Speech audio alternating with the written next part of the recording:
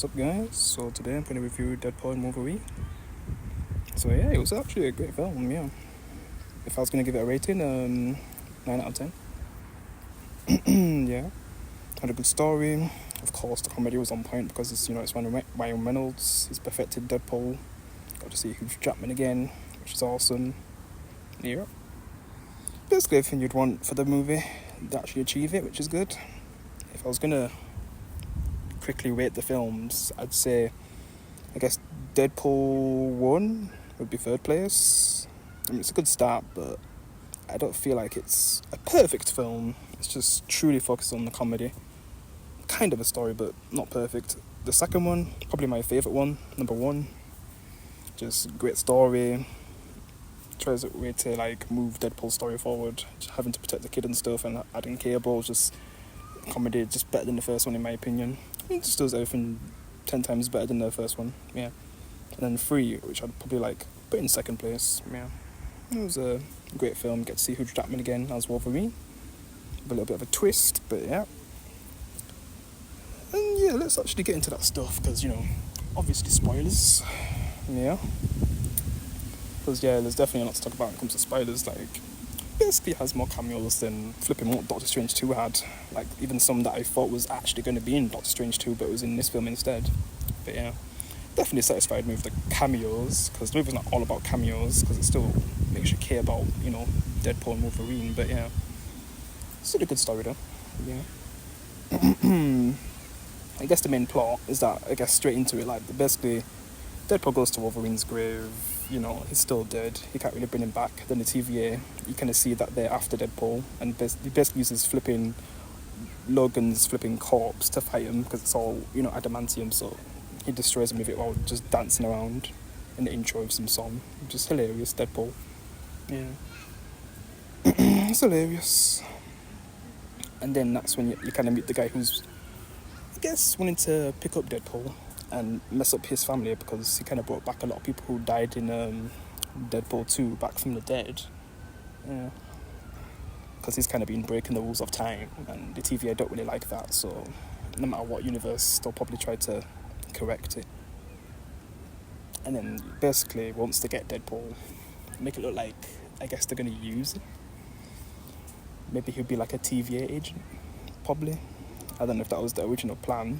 The person who's in charge of this operation, but it's kind of like a rogue operation really, because yeah, he's not really the one who's actually in charge right now after what happened to Morbius, which I didn't really watch season 2 of Loki, if you know my original thoughts on my main channel.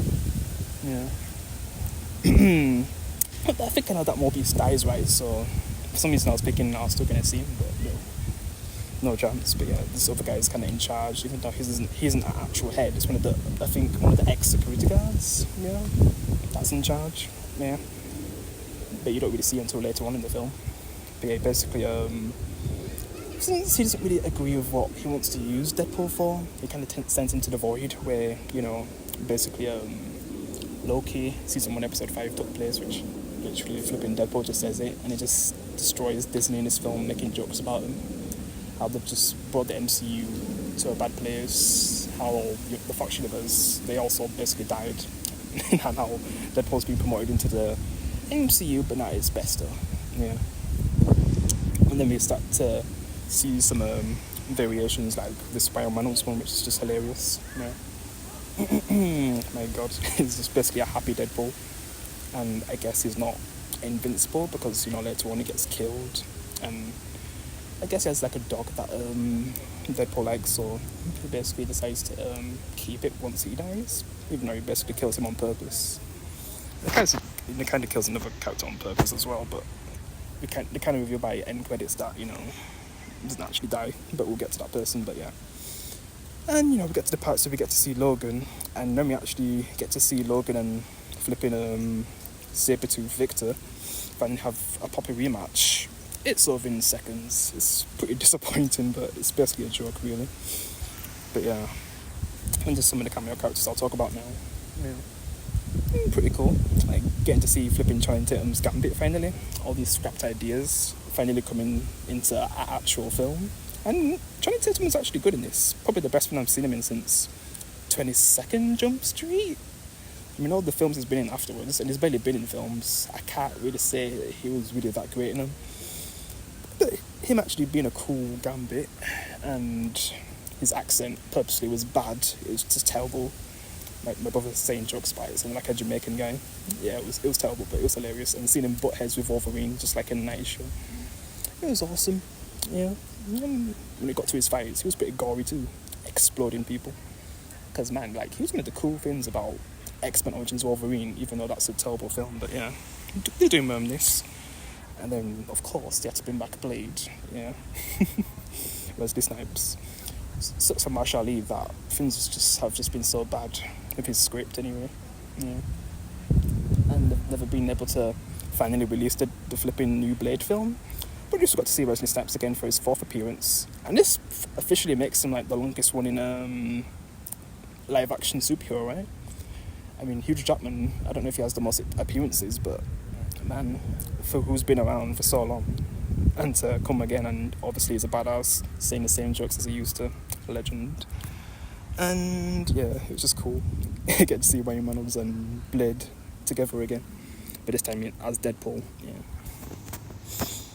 Oh yeah, Human Torch, the one that was kind of a shocker, because when they're in the void, they make it look like it's actually Captain America who's protecting them when I guess the villain's like crew comes, which you can notice some characters like I guess Lady Deathstrike, which don't really do much with sadly. Toad, which is cool. Pyro is probably the coolest one. Yeah, I already knew he was going to be in the film because shows it in the trailers. Yeah, but yeah, just getting to see Human Torch was cool.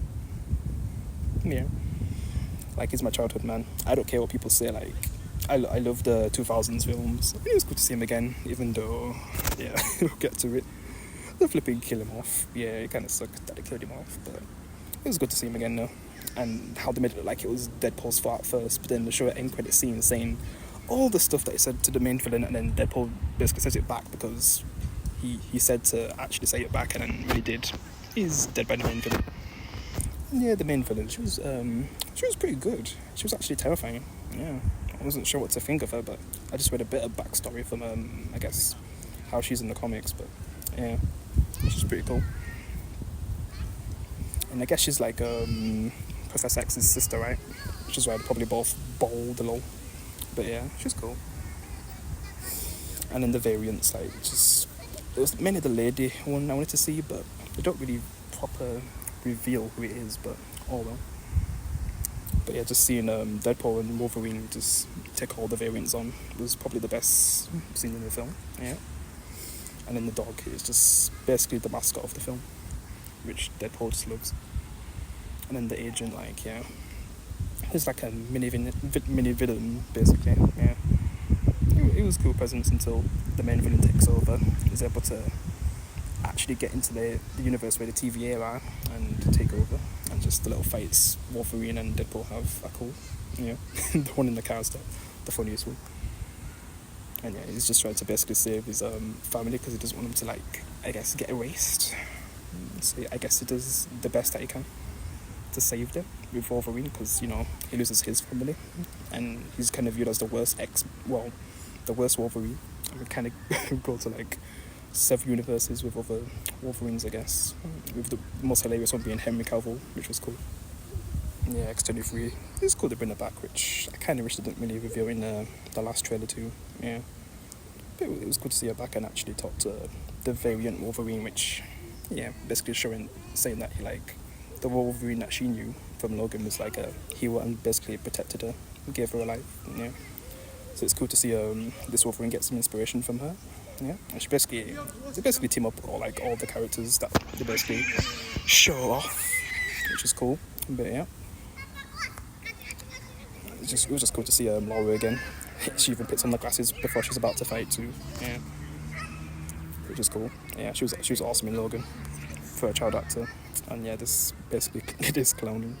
Yeah, basically when we get to the variants, like, he basically stops the fight because he's like in charge of the variant Deadpool somehow, which I don't understand how that works, and they don't really explain it. It's just so random.